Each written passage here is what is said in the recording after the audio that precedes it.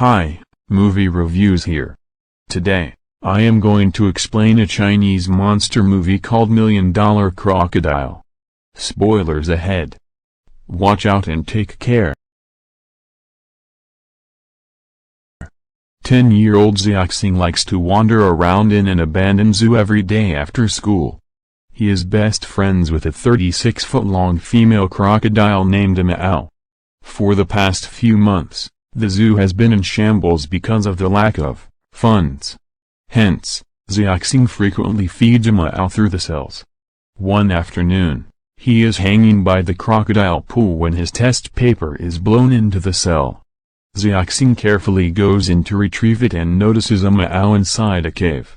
He holds out a piece of sausage to the animal but is interrupted when the zoo owner Liu arrives. He immediately brings the kid out and scolds him for putting his life in danger. While he is at it, a group of rowdy restaurant workers arrives at the zoo. Since Liu can no longer take care of the crocodiles, he has agreed to sell them to a local restaurant. Liu loves his animals dearly, but the situation doesn't allow him to hold on to them any longer. The buyers easily capture the small ones, but Amao gives them a hard time by refusing to come out of her cave. The animal only trusts Liu, so he uses a stick to call her outside. She is immediately sedated and taken away in a vehicle. Then, we are introduced to a young woman named Yan. She has recently returned from a foreign country after earning a lot of money. In fact, she has a bag made of crocodile leather that is filled with $1 million. On the way to the city with her boyfriend, Yan gets into an argument with him. As a result, he strands her in the middle of the highway. Meanwhile, the buyers bring the crocodiles to a local restaurant owned by a gangster named Xiao. He plans to slaughter the animals to sell their meat to foreigners at an outrageous price. The expert cook takes the responsibility to slaughter the crocs.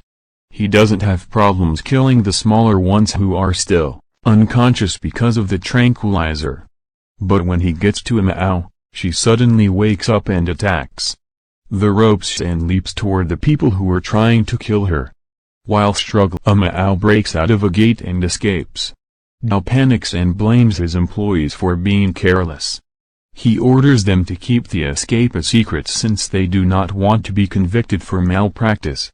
At Xiao's home, his father Beiji, who is a policeman, is mad at him for losing his test papers.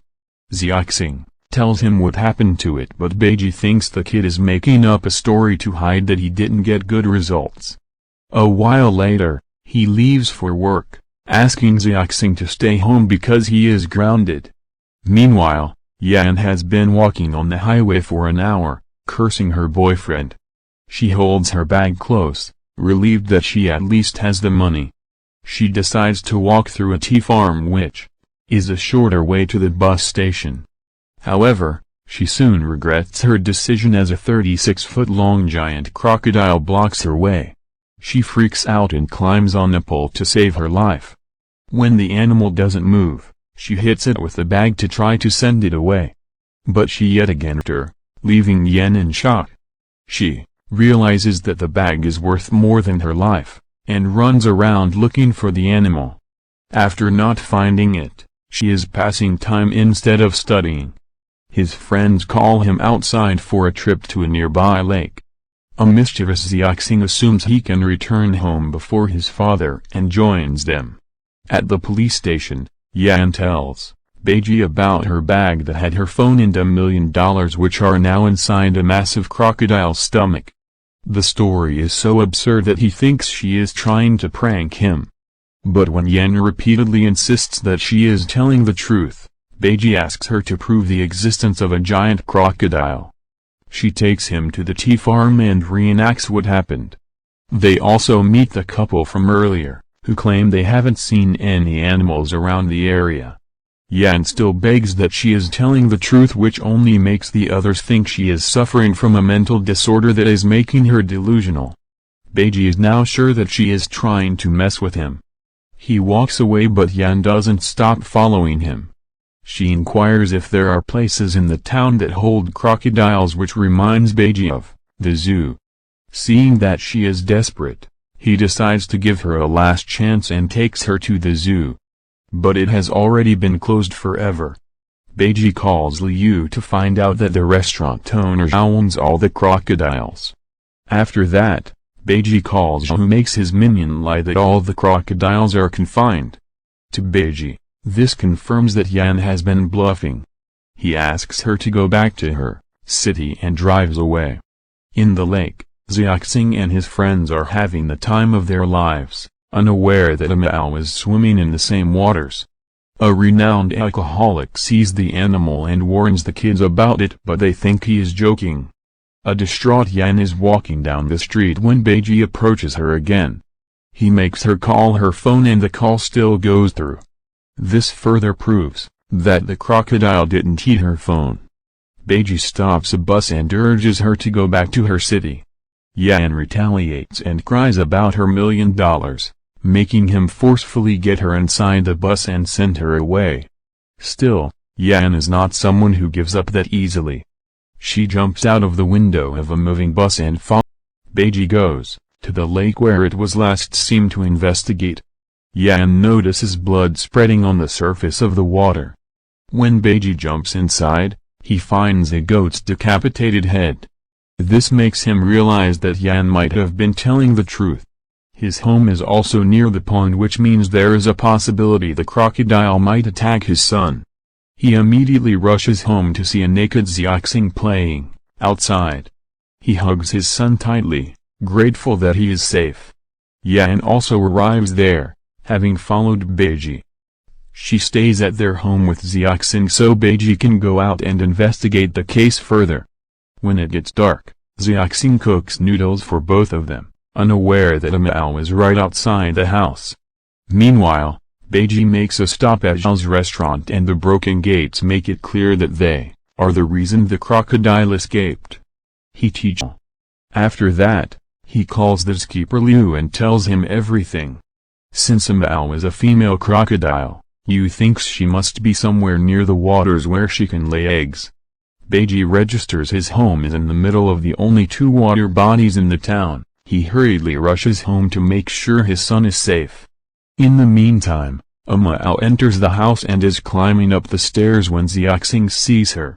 He recognizes her as his friend, but Yan panics. She tries to protect herself with a knife, but it only triggers the otherwise calm crocodile. She attacks them and wreaks havoc in the house. Xiaoxing and Yan hide inside a locked room, but Amao breaks in through the wall. As the last resort, they climb up the roof through the window. Xiaoxing is safely up, but Yan has trouble following him. She is seconds away from being attacked by the crocodile when Beiji arrives and hits it with his bike. Amao falls to the ground and runs away, leaving the house in a mess. By now, the entire town has been warned about the dangerous animal walking among them. Soldiers are appointed to capture her and the matter turns into national news. In the following scene, everyone is in the police station. When Xiao is alone, Yan asks him how fast can a crocodile digest the food it eats. Xiao knows nothing about the animal's anatomy. Still, he confidently claims that they can digest in hours of eating. As they talk, he finds out Amao has $1 million inside her stomach. Driven by greed, he makes it his mission to get the bag before anyone else finds the crocodile. He and his minions drive towards the lake to hunt it but are stopped by police on the way. They are blocking the road to ensure the animal does no harm. Hence, in turn, the group takes a shorter way to the lake that runs through the woods. In the police station, Yan hugs Beiji from behind, begging him to catch the crocodile soon. However, Beiji realizes she is doing it to steal his gun. He warns her to never try anything like that again if she doesn't want to spend the night in jail. The next morning, the military and the police get ready to go on a search mission.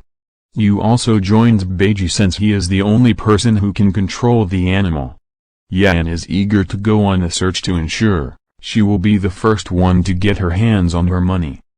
However, since she doesn't know the way to the mountains, she tricks Xiaoxing into helping her.